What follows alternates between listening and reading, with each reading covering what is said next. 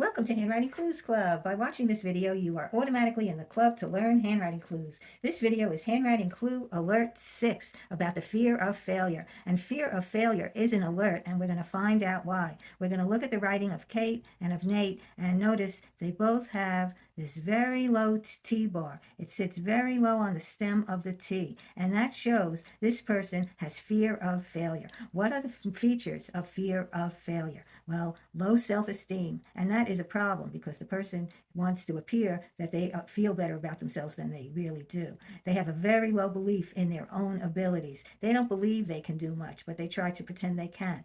Okay, they have low goals. They don't set anything hard for themselves. Any goal they set for themselves has to be easy, short from start to finish, and a sure thing that's going to get them something very important that they want for themselves. Once they start something, if it becomes hard at any point, they're going to give up easily. They have the fear of failure kind of stalls them, and they give up before they can possibly fail at anything and just won't try.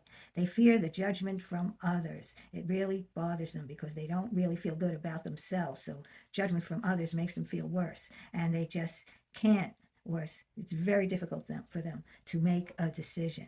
So that's a problem for a person. And if you work with somebody like that, it's going to become a problem for you in working with them. So that's why fear of failure is an alert, because it's something you need to know about another person once you start working with them, or if you live with them, or if you're on a team with them, or you promise to get something done to working with that person. And you need to know that when that person is stressed, when they feel they have to prove something or show they can do something that they're not feeling confident in doing, they're going to become very self-protective. They're going to shut down in many ways. They're going to become stubborn, not listen to a thing anyone else has to say, intolerant, closed-minded, and inflexible. They're just like stuck in their self-protective stance. And it comes because in their past, they have felt too much failure, and at some point, they gave up trying. So let's learn more about each of these people. We're going to talk about Kate's clues. Now, this is how Kate writes her alphabet. I put this line here, but sometimes there's a baseline that you write on, a line on a page, and sometimes there's not. But Kate's writing will always jump up and down from the real or imaginary baseline, because that's how she writes. And what is a bouncy baseline? One that jumps up and down. What does that mean? It means Kate may start, whatever she starts, she loses focus very easily, very quickly, very easily distracted by whatever's going on around her. So the fact that Kate has low self-esteem, fear of failure right there, and also loses focus, that's a problem for her to get anything done. Okay, what else is a problem for Kate? Well, it's not always a problem, but it can become a problem, is these round humps. Now, round humps are very good for artistic and creative kind of thinking, but for making any quick decisions, round humps are not good, because round humps mean slow thinking.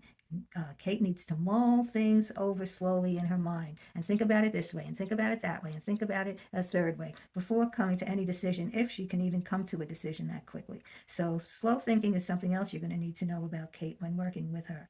And this is another interesting fact. Long legs.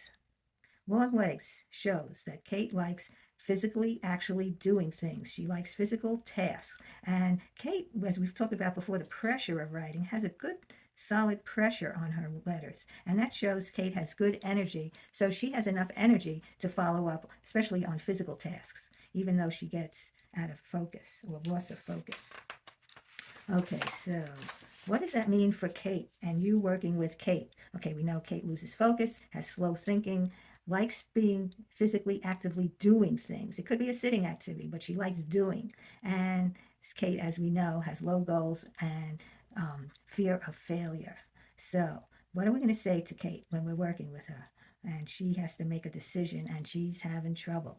Okay, so chances are if Kate has to make a decision, she's feeling stressed and her reactions of being stubborn and intolerant and closed-minded are going to be strong inside of her. Okay, so what are we going to say to Kate?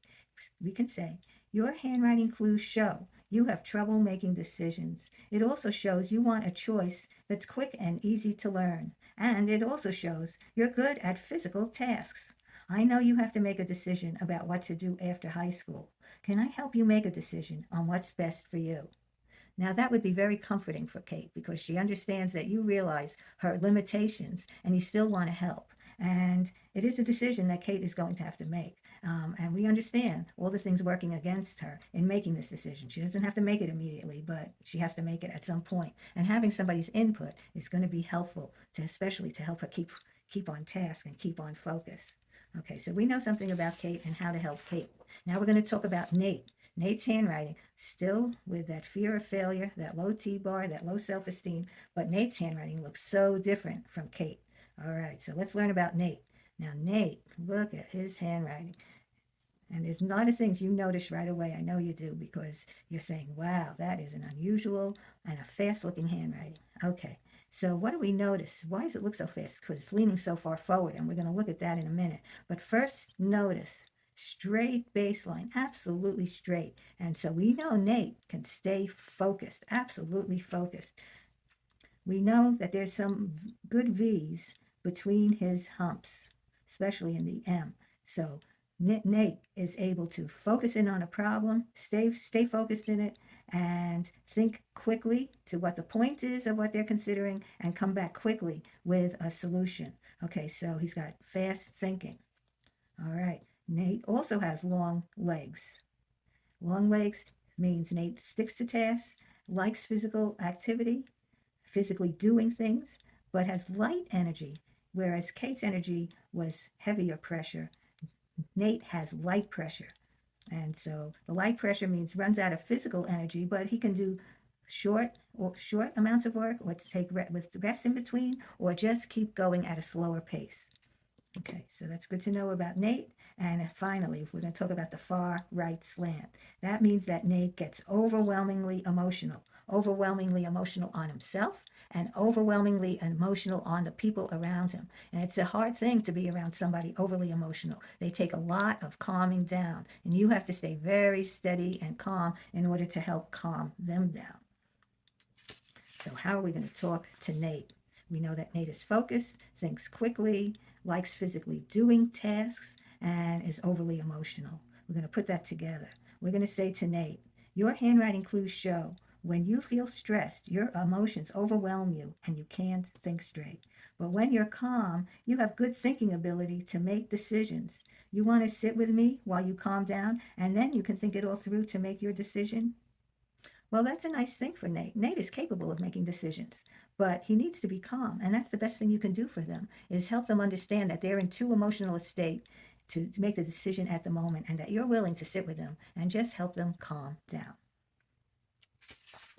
All right, so as we see from Kate and Nate and every other handwriting we ever look at, handwriting clues always can improve understanding, communication, and relationships. And it's great to just keep learning more handwriting clues. You can learn more handwriting clues from any books and videos on handwriting analysis. It's also called graphology. You can look at my books and videos, and my books and videos are all listed on judykaplanbooks.com, where the books are on Amazon, and the videos are all on YouTube and TikTok. So keep coming back to learn more handwriting clues.